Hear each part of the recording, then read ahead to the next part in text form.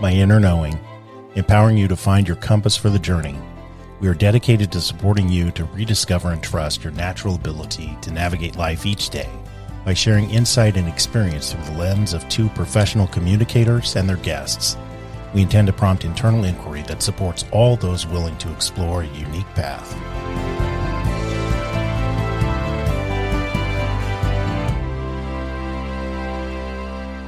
Well, hello.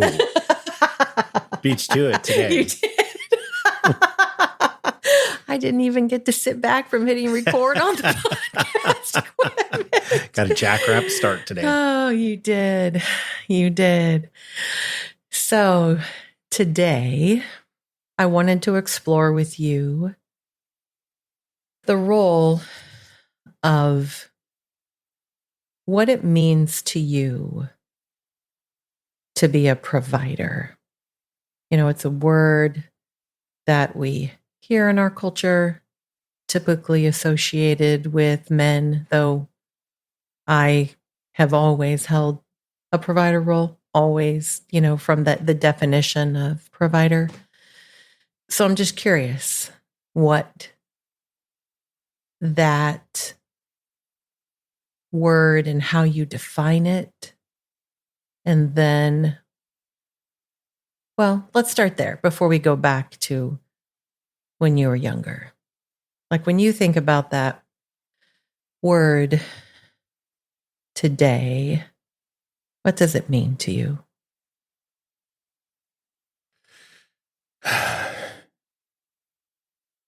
My responsibility as a man. Yeah. I mean, it's interesting as you were warming up to that. I just was thinking about, you know, I don't know what it's like in other countries, but in our country, it's almost mythicized, or I don't know if that's the right word for it or not. It's like you're whole as a man if you're providing for your family. That's where your value is. A significant part of the value, absolutely. And so when you think about what providing for your family meant to you, as best as you can reflect upon, because my guess is it's probably changed over the years to some degree. But what do you think, or what do you feel like? What's the story in your head about what that entails? Well, my story wasn't a healthy one at all.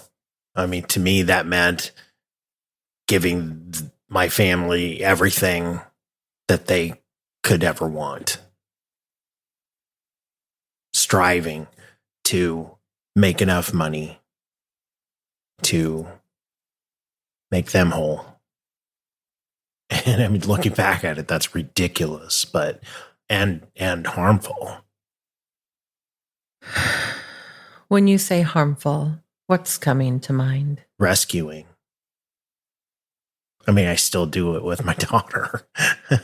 Not to that degree, but and it's I'm happy to do it, and I offer to do it when she's in transition between jobs or when she was first looking, those sorts of things. And I don't think that that's a continuation necessarily, but there are not strings attached to her, but there are strings attached to the past where it was just insane. I mean, literally, it was killing me. To be a good husband, to be a good father, meant that you had to provide to your family whatever they wanted. Or to die trying. Or to die trying. Yeah. Yeah. And not just from their point of view, but from society's point of view. For you, what did you notice about, and I know this is upon reflection, but when you look back and you think, when did it go bad? When did the provider piece get out of control? When could you no longer see yourself or take care of yourself? For me, at the beginning of my first relationship, I viewed that as a chivalrous job to sacrifice whatever it took, whatever I might have wanted to sacrifice to give that person, my ex-wife, everything that I could. You were young. I was. Yeah. Yeah. Yeah. We started dating when we were 14. It's hard for me to speak right now. I mean, it's not like I don't know the story, right? Yeah. But it's not like we've talked about it in this way. Sure. Right.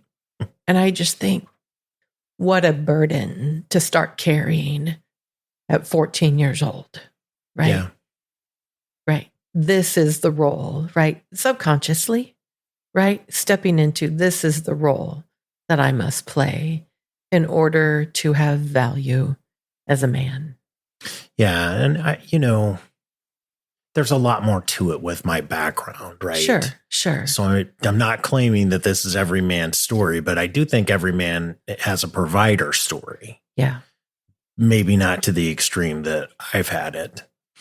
Yeah, I don't know. I think over the years, I've worked with a lot of men in therapy, and I've not worked with one who didn't, whether they overachieved or underachieved.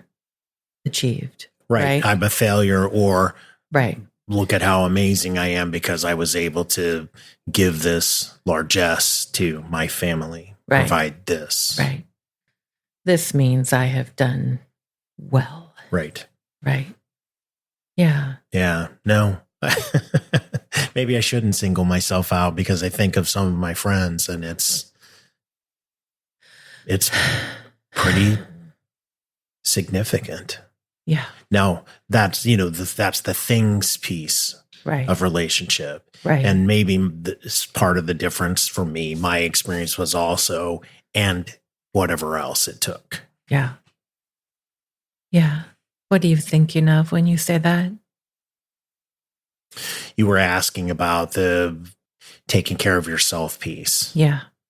And that's not only striving in every way to generate the finances to be able to give, right? To provide. Yes. But also making decisions and just stuffing away how I wanted to live, what I wanted to do. Yeah. Where I wanted to go. Yeah. How I wanted to travel. Yeah. Whether, I don't know, what kind of food would I go eat? You know this. Until I met you, I'd never even had Indian food. Yes. Not because I didn't say, hey, let's try this, but because I would say, oh, that's fine. I didn't really want it anyway. Yeah. When the answer was no. Yeah. But that's probably another podcast. Yeah. Yeah, I could imagine that. It makes me think of, because we joke about this with The Princess Bride, the movie. Yeah, yeah. Where he says, as you wish, as you wish. And it's charming when I will say that to you. Right. And no, we laugh, don't live that way. You laugh, but part of you likes it too, But it's just because we're playing, I think, more so than you always get your way. Right. Because that's not who you are. Right. But it's that message in literature and movies and culture that is chivalrous and that's how men should be. Yes. And I think that feeds the other provider, the other aspects of the provider piece. Yeah. Yeah. When you were talking, it made me think about early in our relationship. I remember that you either emailed me or texted me and asked me what I thought of the Giving Tree story. And And I'm not sure you got the response you expected, Right. which was, I don't like it at all. Right. Never have liked that story. For me, it was about taking, and it was about self-sacrifice by the person who always provided until there was nothing left of them. Right. And so, as someone who identifies with that, what in our culture is the more traditional provider piece, it just got me going. And so, no, and I remember our, follow-up conversation where, I was sharing that, and that, for you was a different perspective. Do you remember why you asked me what my thoughts were about that story? I mean, I know it was a long time ago. I'm just curious if you remember why you asked me. I think I was starting to test a new way of being, trying just like the beginning recognition that, I don't know, that's the way I always was supposed to be. It's, it's funny just thinking about it. There's like a joy in being the victim with that. Yeah. And well, I can play the martyr, I guess. Added to your value in some way. If you couldn't do enough, at least you were giving all of you. Right. Right. Interesting. Now I'm just mad at the boy for taking it all. In the book, the boy in the book. Oh, the boy in the giving tree. Right. No, but I mean, I'm getting emotional just because I think of, the world, and there are people that will take it all. Yeah. We can share. Yeah. But I also recognize that we have to take responsibility for ourselves. You remember also, I told you, I'm not responsible for the way people treat me. Yes. Right. And those go hand in hand. Yes. And that was surprising when I didn't agree with you. Yeah. I thought you don't know what the fuck you're talking about. I was mad at you. I remember. Yeah. Yeah. Teresa doesn't know what the fuck she's talking about. Yeah. But I also want to make this point, for I don't know where people are, and we're so complex, as you always say, and so there is no one answer, right? But just because you play the provider role or you go into that and it's to the extreme, and get to be the giving tree, doesn't necessarily mean that it's pretty along the way. Sure. So I would like to say it was chivalrous and, noble and all those things, self-sacrifice. But I think for me, I'm not a tyrant either, but I'm not claiming that I was, a chivalrous knight. Right. There are ugly pieces of it just because I think your soul starts screaming to get out, and that when you're in that role and your value is derived from that role, that you push that down, and then the conflict between those two will make you bitter, resentful, and yet you still drink from the cup, right? Yeah, because you have to, right? Or you'll die. Yeah. Or everyone will leave you. Right. And I'm going to go far astride. when I think of, and this is just from popular culture, watch TV shows or whatever, or other YouTube videos, the mom that does it all. Yes. So busy taking care of everybody else. I saw a post by somebody where the mom is sitting in a car, after giving everything to everybody else all day long. Every day I need a few minutes just of me time. And she's a disaster sitting in her car. Yeah. And that piece when you go into that role, and that's probably the same thing as the provider role, just from a female perspective in our society. I don't want to sound sexist about it, but maybe it is. But we'll just talk about it as archetypes and I'll try to stay out of trouble. But that can end up in bitterness and resentment while they still give, which serves no one. Ooh, I'm getting amped, babe. Yeah. Yeah. Whew. From the depths of sorrow to anger. Yeah. And laughing. It's hard. Yeah. Yeah. No, that's my nervous laugh. I know. No, I don't. It's interesting. I mean, even as we're talking, what's coming to mind is it about gender in our culture, or is it just that what being a provider means? Being enough if we take away the provider piece, and I don't want to go away from this too far because I want to come back to the question I want to ask you. But, I think about, my mom when I was young, because my mom didn't get a full-time job, I believe, until I was 10. She worked at a preschool, I think, when my older sisters were young. And I remember her working at the dime store, which I think was a Ben Franklin. Yeah. I'm like, what was the name of that? There may be some listeners like, what's a dime store? Right? Did you go get cocaine there? Right. No, it was that probably dates me as well too. They're like, a dime, what? A dime store, yeah. A Ben Franklin. What in the heck are those? What's a dime buy? Right. All right. Back on it.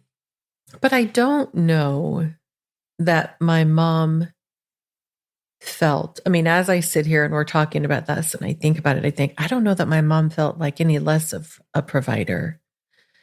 I think for her, it was just a different role.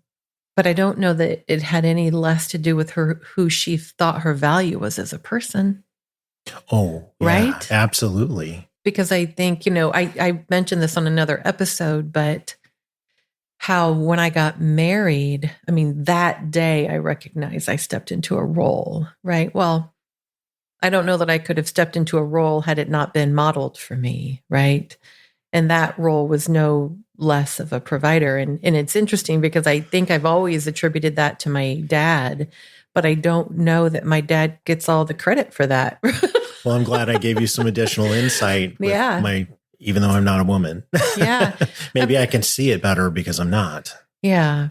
So it's interesting. I'm working it out. I'm thinking of different people and situations. And, I think about, even as we're talking, I'm just thinking about, different clients I've worked with over the years. And when I think about, their identity, their role, right, and how they determined their value as a partner or a parent or whatever, I don't know that it mattered how much money they made or whether they worked outside the home or whatever. So I go back and I think, okay, this is about when we hook our identity onto our value onto any identity. Or any external. Right. Anything external. Right. Like I need to have 6 children or I am not a good mother or wife. I need to have a clean kitchen every night or I'm not a good mother or wife. Or I need to work 75 hours and bring in this much money or I'm not a good mother or wife. Right. Whatever. I don't know that it matters. Sure. Right. But it's just an interesting place that we're exploring as we're talking about this. Yeah. I think about, okay, what was our family story, right? Mm-hmm.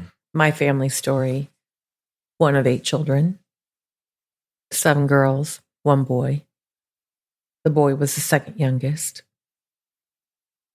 I believe my parents, at some point, maybe they were always okay if we chose a non-traditional role, there was an expectation that we all went to college, and we did. And so I'm not sure, what all that was about. But from the time I was young, 5th grade, I was going to be an attorney. And that wasn't ever, there was no one in my family, my parents, siblings, that told me I couldn't do that. They were all very encouraging because I like to argue, and they thought that was a good profession for me to step into. Um, and then I think about, your family. And again, this isn't something we've talked about specifically, but if we stick with your core siblings, you have 3 older sisters, you're the youngest. What do you remember about expectations that your parents had of you as the only male in that group of 4? Well, It's okay. no, it's hard to say. And it's just, again, I don't want to offend people, but I come from a different time. Right. And it was it was changing then too, with both of my grandparents, that's Ozzie and Harriet. Yeah. Right. So there were very set, expectations and roles in their relationships. And I'm getting around to answer your question. I know it doesn't seem like it, but I am getting there because it's that influence that governed it, even in the mess of a 1970s divorce. Yeah. So my parents split up after my dad gets, established as a doctor. Basically, he's out of medical school. He's on his way, and then they get divorced. Right. And so anyway, then my mom is not only the care provider and the parent, she's also got to be a monetary provider as well. So she had to do it all. Yeah. Like I said, that got messy. So anyway, back to your question. Because of that traditional, role, me as the youngest and the boy, I was expected to get straight A's. And that expectation was not there for my sisters. And I'm sure that hurts them to this day. But I was expected to excel at school, excel at sports, and go out and go to a top school, be wealthy, and provide for my family. Mm. And all those pieces fit together to get me to to that. And that's what you do when you arrive. Yeah. Is you take care of people. Right. With money. Right. Right. And money gives you status in society and respect. Yes. And the things that you give your family make them happy, make them comfortable, and get you noticed in the community and respected. Mm-hmm. Yeah. So there's a lot of layers to that onion. So a few weeks ago, I was listening to a podcast, and it was 2 females having a conversation about men. And one of them made a comment, something like, I don't think men are ever afraid of losing everything. And yes. Yeah. And I remember, in listening to the conversation, and I could tell this is where this was going. And I was like, please don't say that. Please don't say that. Please don't say that. Please don't say that. We don't need for the men in our lives to have that story reinforced. And then it was said, and then it was, asked by the professional on the other side, what do you think? And she said, no, I don't think men think about that. And I mean, I was just floored at that point, because it's not my experience in the therapy room at all. Yeah. It's not my experience with men outside the therapy room at all. And so I don't know what that was about. If it was shadow, I don't know if it was inexperience. I don't know if it was reactive. I just know that if we are all going to find our value, if we are all going to find peace, if we're all going to find freedom, that it doesn't help any of us if we continue to perpetuate stories that aren't true. Are there some people, men or women, that would say, I don't worry about that at all? Maybe not. I think it's rare. Right. But I know how complex we are. I know how messy we are. I know how young we are emotionally. I know how human we are. And for me, when I think about that, I think the opposite. Like, I think if people really were secure about not losing everything, they wouldn't be such assholes. I don't think that they would be so protective and territorial and condescending if they weren't afraid all the time. Agreed. So tell me what you're thinking about, what's happening for you as I share that and share my thoughts. Well, I don't get it, to be honest. I You mean, don't it's get what? Well, it sounds like a reactive statement. Somebody's hurt by something because it's just not my experience. It's not the experience that I see in interacting with other men, Yeah. you know. And what you said about behavior, I think, is absolutely true. You know, when we're afraid, when we are afraid of failing at our core job, Yeah.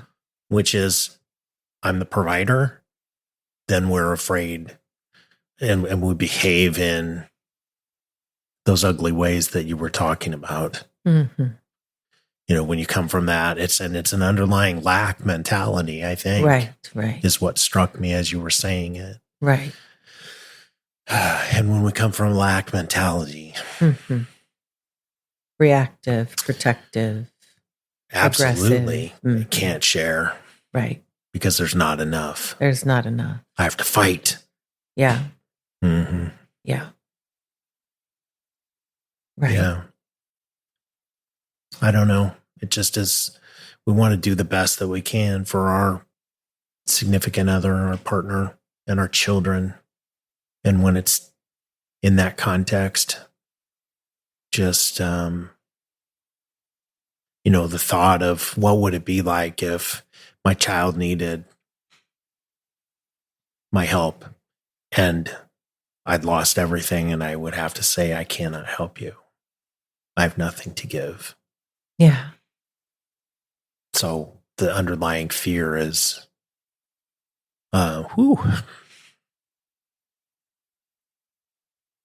strong. Feels like devastating. So to say that's not there every day, not true.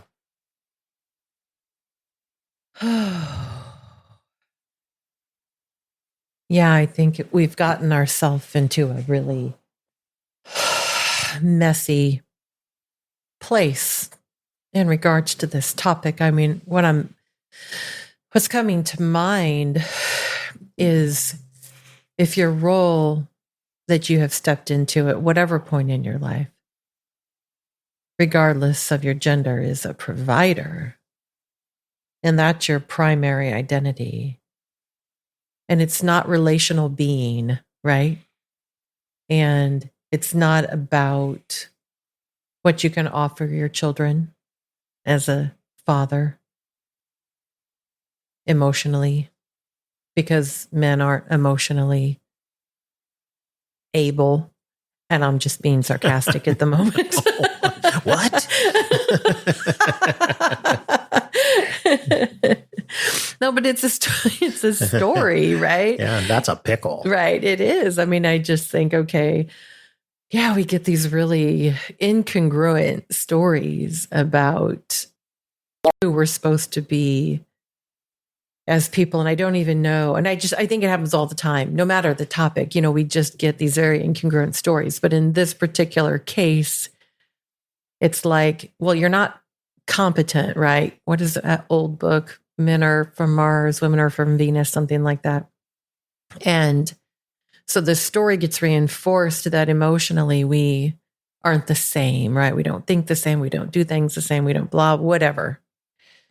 But at the same time, we're supposed to have these really, intimate relationships connected, but we're not capable of being connected. But we're expected to be connected, but not capable of being connected.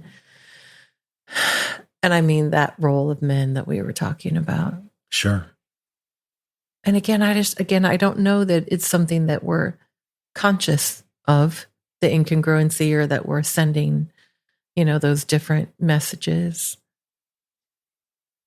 What came to mind, when I was saying that, and I don't know exactly where this is going in my mind, but what came to mind when I said that was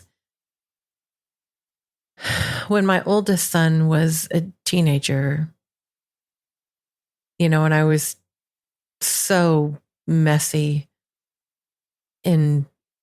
literally didn't know how, didn't grow up in a house where I had, older brothers, and my dad was, upon reflection, absolutely in provider survival mode 24 hours a day. Maybe occasionally I saw him play, but mostly provider survival. And so I just didn't know what to do. But I remember conversations with him, like trying to figure out like how to communicate with someone who's growing up, to be a man. And he'd get so frustrated at me, so frustrated. And I just felt so helpless. And I remember, one day saying to him, I don't know what to do. I don't know how to have a conversation with you. I don't know if I'm supposed to talk to you like you're my little boy, or if I'm supposed to be talking to you like a man. Like, I don't know. I don't know what you need. I don't know what to do. And so what I remember is what we agreed upon was that I would ask him. How old were you when you had this conversation? Well, he would have been a teenager. So let's say he was 15, 16. Let's see. So he's 29 now, 13. So 40. Okay. Yeah. So 40. Mm-hmm. And so I would say, okay, so when you ask me something, I'm going to ask you, do you want me to answer to the boy or to the man? And then you need to tell me what you want the answer to be, because I can do either. And I know sometimes you're going to need that, nurturing, responsive mother. And sometimes you're going to just need data and support and whatever. And that's how I was defining it, right? I'm not saying it's that clear. I'm just saying that's what I did. I've got the Cheshire Cat look over here. It's like, really? Yeah. No, but that's, because I didn't know, but that's what the conversation was, Sure. Again, I'm not saying it was, but it was better than what I had been doing, what I mean, which was all over the place. But that really became our way of communicating so that he could tell me what it is that he needed. And, that's evolved. It's not like that today. I learned my kids are 4 years, 5 years apart, so I had time to work on things. But that was how I learned to communicate with him about what he needed from me. Mm. So now it's not that. Now I know, and I can ask him, what is it that you need from me, without assigning it, a boy or man value. And I have to go ahead. But now I can just be direct, right? Sure. And the reality is most of my conversations with my kids in general are very nurturing. It doesn't really matter actually what the topic is anymore. I can just give them a hug. I'm so sorry this is hard.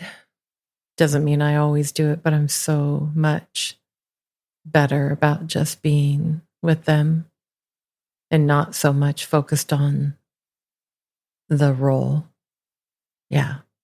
So, what are you thinking? Well, I was saying, when you said not so focused on fixing Mm-hmm.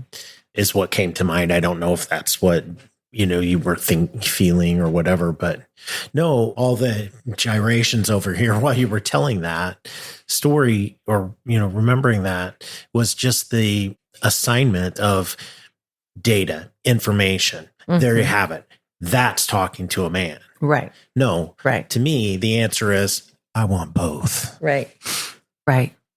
Right. How about just be kind? Right. No, and sorry, and it's because you are right. But it's but I wasn't always. Yeah, I know, and you're not always now, and neither am I. I mean, we're human. Yeah. It's fascinating to me to hear you with everything you know and all of your experience sitting across from clients, et cetera, assign that a man needs hard data. So tell me more about that. I think it's part of the story for sure that I grew up with that was, just embedded in everything that was taught to me. I also grew up in Missouri, and I've mentioned this, Catholic grade school, high school, college. Yeah. So much more, traditional roles. Those, pieces are still in there, right? It's not that they're all gone and worked through. There are those, very deep into how I saw the world. And because I am a data person, I think I identified more with the masculine because of that story. Our traditional role of the masculine, right? I'm cocking my head. This is fascinating to me. So let me ask you this. If you were talking to a little girl, or a young woman who was at that time between becoming a woman and being a girl, what information would you have assigned to? Do you want me to give you this if you're a grown up, or do you want me to give you this if you're a child? Well, luckily my youngest was born when I was a lot healthier. So, but I think, for then, I don't even know that I would have thought that truly, because I was Wonder Woman, right? I did, I did what I wanted to do. And as a kid, you mean? Well, yeah, as a absolutely. teenager, Yeah, you know what I mean? Like, I don't know that I saw, I knew the female role. I saw it in my grandmothers. I don't know, like when my mom went to work, I didn't think anything of it. When I was 10, I just was like, okay, there wasn't any judgment or story. So I think I have less story about like female roles. I think I have a lot more story about male roles that I grew up with. Okay. Because for me, I wanted to be whatever I wanted to be, and I didn't think anything should ever stop anybody. And I remember arguments with my older siblings who were, 7 and 8 years older than me, just about some of that, the role piece. And yeah, it just was something like my brain didn't compute if you were biologically a female. Right. So we're so complex, right? Yeah. Oh, absolutely, sweetie. That I can have those older, more whatever traditional stories of men, but not necessarily of women. Yeah. Yes. Yeah. We are complex. We are complex. Yeah. We are.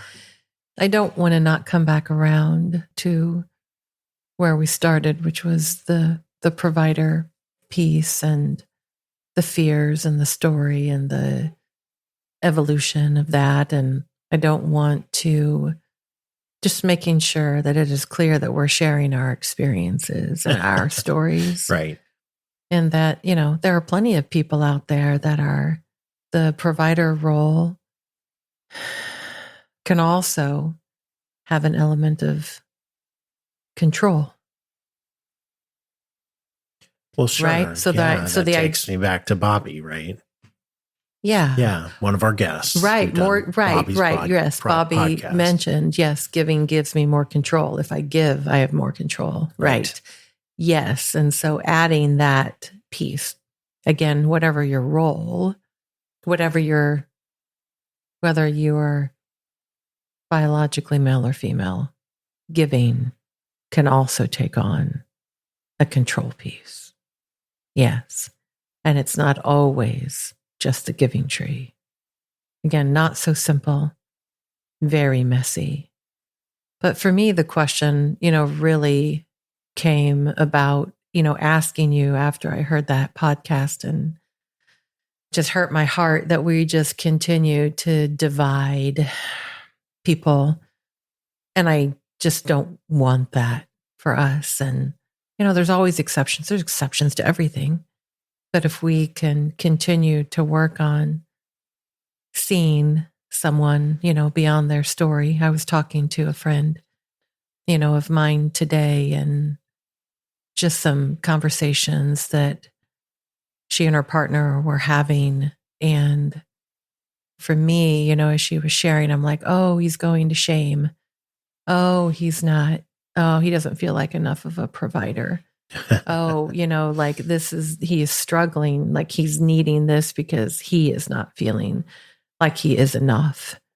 And they have a great relationship. And it was something, for her that was like, I haven't thought about that.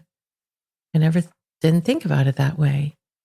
And I was like, yeah, it's just, I've done so much work with men in, my career.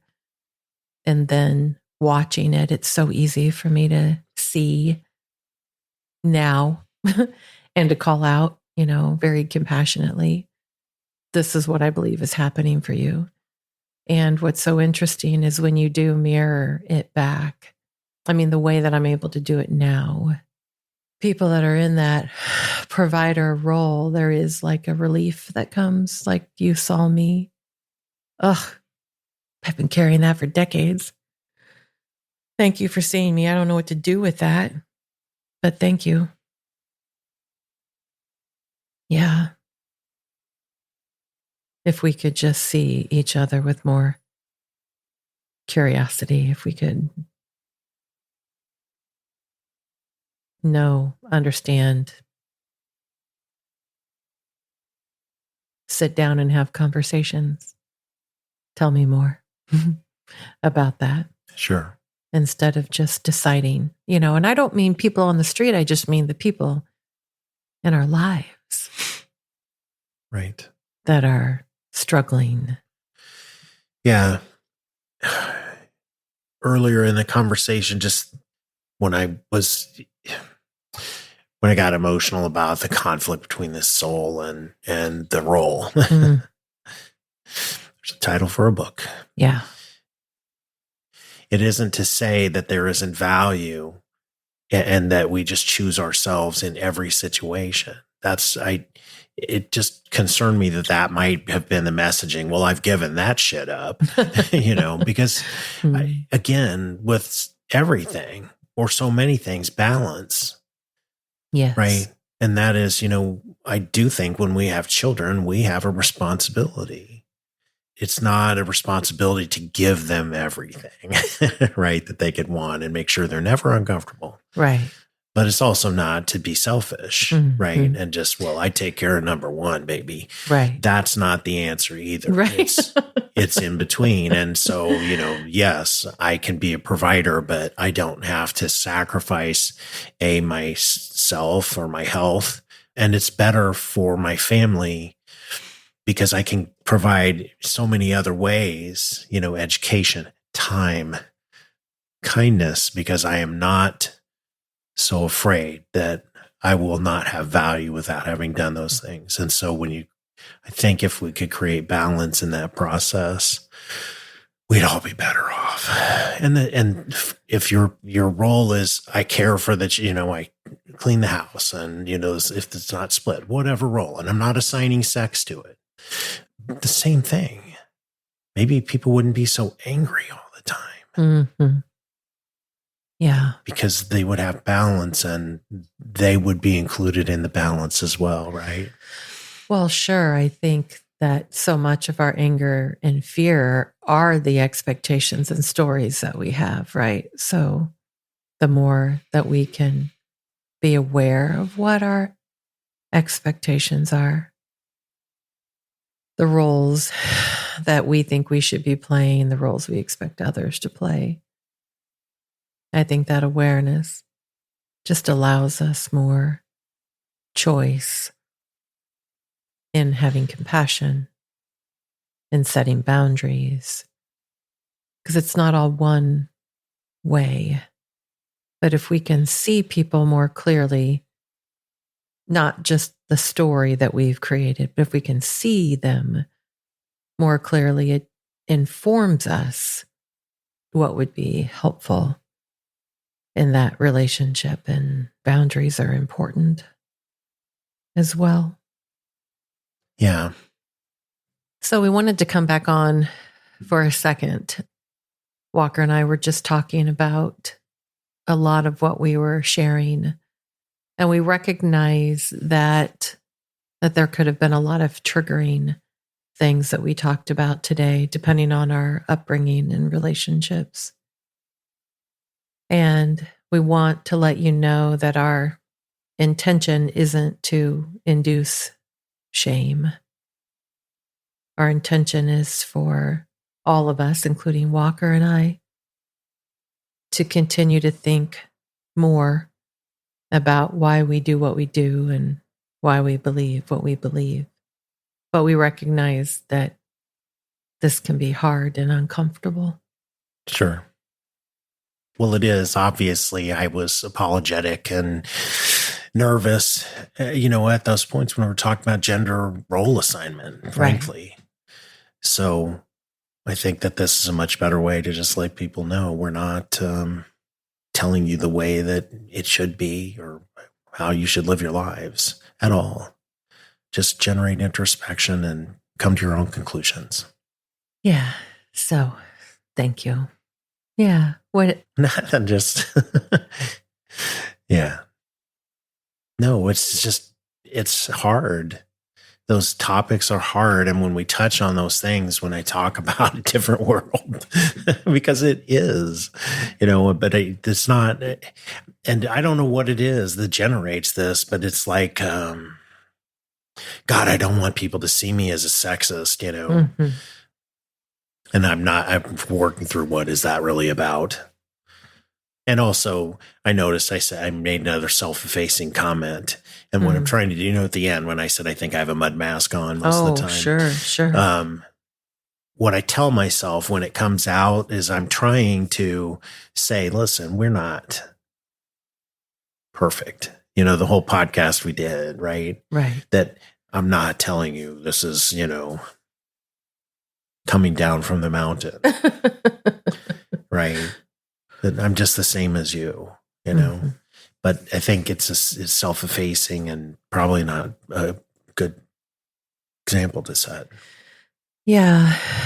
It is interesting when you say it was a different time, and I don't know for me if it is or it isn't. I mean, it is a different time in our life. I think we have struggled with the role piece for a very long time, right? And the value, what our value is. And so I think we can say, for me, I think, this is something that we, like a humanity, struggle. The others, right? It makes me think of that, and I wish I had it open, but that Tara Brach, thing that she talks about, the heretic, where the guy is standing on the edge of the bridge and he's thinking about taking his life, right? And, a guy runs up to help him, right? And he's trying to create connection, right? And so they have, 46 things that they have in common. And then they have ultimately at the end, one thing that is not in common. And the guy's like, jump, heretic, right? Just end it all because we're different, right? It didn't matter that we had all the other things in common. That one thing that we decide that it is that creates the difference, right?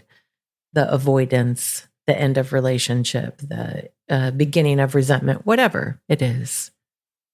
It seems to be an issue that we struggle with. And so for me, it's just something we have to keep working on as we walk each other home, right? Yeah. I mean, I do. I mean, it is what I feel like is true. Like this is an area we struggle as much as we don't like being put in a box. We so easily put others in a box so easily. And I know part of it, our brain likes that. It likes certainty. It likes to know where that person or thing or situation fits. I want it to fit there, right?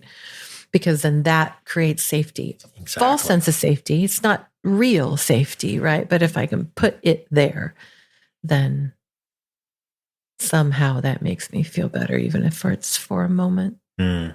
Anyway, okay. Well, that wrap up lasted longer than I thought. Well, that's okay. Of course, we love to talk to each other. So, one of the other things that came up, since we're still talking, is that I didn't go towards, but was envisioning part of that. And it may just be complete bullshit, right? But I was envisioning, in the Christian evolution, God as male, the giver of all things. Yeah. I don't know, that I think it's on the, the ceiling of the Sistine Chapel where God is just, his finger is reaching out and Adam's reaching up and they're about to touch. And that just vision came to me while we were talking about my role as a male, as a provider. And I don't know if that fits in with, our country's Christian foundation or whatever, original foundation. Okay. And whatever, I'm going to get in deep water fast, but it's just like, how many topics could we hit that would trigger people? Well, let's see. Sex and religion might do it. Let's talk politics next. All right. I'm out. You're out. Mic drop. Well, okay. All of this conversation has been fascinating for me to just, again, thinking about myself and this identification as the provider, the more what we would call, even though it's bullshit, the provider role, was I wonder if as a little girl, I realized that it was safer to identify with more traditional masculine traits than feminine. Whew. I'll be thinking about that one for a long time.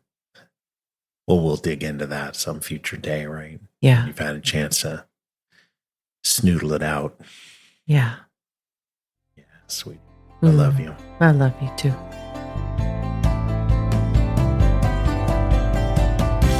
Thank you for joining us today. We are excited to explore life with you. We encourage curiosity, self-growth, and we strive to be more compassionate every day.